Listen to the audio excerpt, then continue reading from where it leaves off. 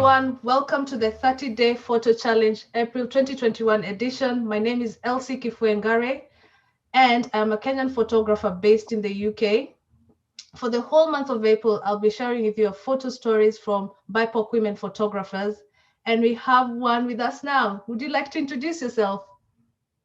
Okay. Hello, everyone. My name is Yusuf Taesirat. I'm a multidisciplinary photographer based in Lagos, Nigeria. So, my work circulates around sharing photo stories about our culture, the tradition, and also highlighting the people in the country. Or basically that. So, showing off the culture, the tradition, and the beauty in Nigeria. So that's what I do basically. So, and I'm a 20-year-old medical student. So I shuffle between photography and my medical career too. So that's it. Oh, wow. Thank you so much for joining us today, Taesirat. So the photos that are showing on the screen are from my photo project I did last year in November titled Fari. So Fari means fashion, like it's a Yoruba word that means fashion, show off. So like my photo project was about showcasing that. So the backstory for this photo project was I set the theme in the 90s Yoruba party scene. So as you can see, my model is adorned with a Yoruba attire, sunshade, multiple rings, and traditional beads too, and the tie. So that's basically what I wanted to show, like to give the nostalgic feeling, because during the pandemic we weren't able to attend parties and socialize like we used to. So this project was to throw people back to the time where we were able to socialize, and there was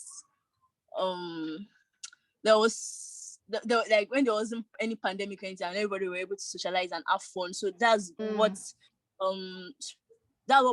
made me do this photo project. So I think I shot a project on my iPhone 7. Though I have a camera, I have a Canon and a Fujifilm camera, but I started out as a phone photographer, so I felt like I should shoot it with my phone camera. So be able to, like, it was also a way of me passing across a message that you can create with anything, because we're all on lockdown. So most people that have been saying, oh, they don't have what they can use to create, they don't have models to use. So I used my twin sister for this project and I shot it on my phone and we used our house. So it was basically just me trying to pass across a message of people trying to tell people that even though we're in a pandemic, you can still create with what you have, and also trying to get that nostalgic feeling from people, like to be able to throw them back to the time where everybody were able to socialize, and the Yoruba party scene and the joy and everything we had from attending parties. So that's what this project I'm showing you is all about. Oh, wow. Beautiful, beautiful photographs. I'm loving the colors in the photographs. They're making I love making my photos colorful. So you can see that most of the pictures I've shown you are just showing the details of the attire and everything. So the bag, the vintage bag, the rings, everything. Then this, also the head tie of the classical Nigerian auntie in a party. So this is my my older sister too. So like I just did, and also the project when I was sourcing for materials, because we weren't able to go out, so I used my mom's old clothes. Then I handmade the necklaces, and I did just minor makeup because I'm not really good at makeup. So just trying to buttress more on the creating at home, even though we're in a pandemic thing. So yeah. It's true. So and it was also shot in natural light, because obviously I don't really have much photography equipment, so I made do with what I had at home. Wow, as in looking at your work, because I've been following you for a few days now since we started this, and I'm amazed, and I'm even speechless. I don't even know what to say. As in, your work is really cool. It's really amazing, and I love this project and the color and pomp, even though it doesn't feel like it's only 2 people, you can get a sense that you wanted more people to be involved in Yeah, this project. I actually pitched the project to few magazines and also for some grants, but I wasn't able to get the grants to keep on with the project. So that's why I just stopped with the 2 people I had. And also I wasn't able to pay more professional models, so I just stopped where it was. But I would love to expand more on the project if I have funding for that. So. Okay. And I hope you get it as well, because I would love to see more pictures from this project. I hope I get it soon. Yeah. But thank you so much for sharing your project with us and your story. Please share with us, as in when you shoot more people, let us know so we can see the rest of the project and the rest of the series.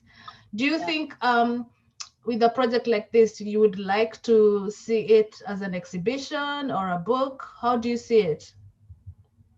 Initially, when I started out the project without having the mind of pitching it to any magazine or any grants application and anything. But when I saw the potential of the project, then I figured out that this is something people would love to see. So I actually had it in my plan to do like a mini personal exhibition when I was done, because in my plan I had the intention of shooting 9 models, female and male. Yeah, so I had the plan of exhibiting it, printing out pictures, then by the end of the year doing a photo book of all my photo projects, including this. So I would definitely love to see it being exhibited one day, probably one day. Yeah, I hope it does happen for you, because your work is really amazing and it's really beautiful to look at. I love seeing all the Nigerian attire, especially the head wraps and all that, because it makes, because even attending Nigerian parties, they're so colorful and vibrant. So, Yeah. and it comes through, and it does come through in your photographs. So yeah, thank you so much for sharing that with us. The next section is like the fire question round. So I thought this would be a fun way of asking like photography related questions. So just pick the first thing that comes to mind. Yeah. So are you ready? Okay. Yeah, I'm ready. Okay. Fixed lens or telephoto? Fixed lens. Fixed lens. Lightroom or Photoshop? Lightroom. Color or black and white? Color. Color. DSLR or mirrorless? Mirrorless. Mirrorless. Mirrorless. Yeah. Film or digital? Digital. Digital. Digital. I haven't seen yeah. With the last one, would you like, if given a chance, would you be willing to experiment and shoot on film? Yes, I definitely will. But in Nigeria, I don't think there's any dark room. Is that what they call it?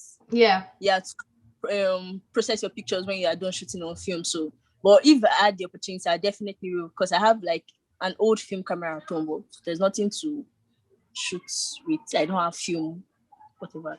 Yeah. Okay. I'm sure you could. I'm sure if you source it, you could find it, because even in I come from Kenya, and we don't have dark rooms, but we still have. I think there are 1 or 2 labs dotted around Nairobi where you could process film, and they're printed for you. The photographs are printed for you. So I'm sure probably in Nigeria there's something similar. I don't know. Probably. But most people they've totally shifted to digital. So yeah, even to get the film, I wanted to order it from outside the country, but shipping fee and everything just puts me off. So yeah, it can be very expensive. It's actually a very expensive hobby if you're a film photographer. Film is expensive. Shooting film is expensive. So very expensive.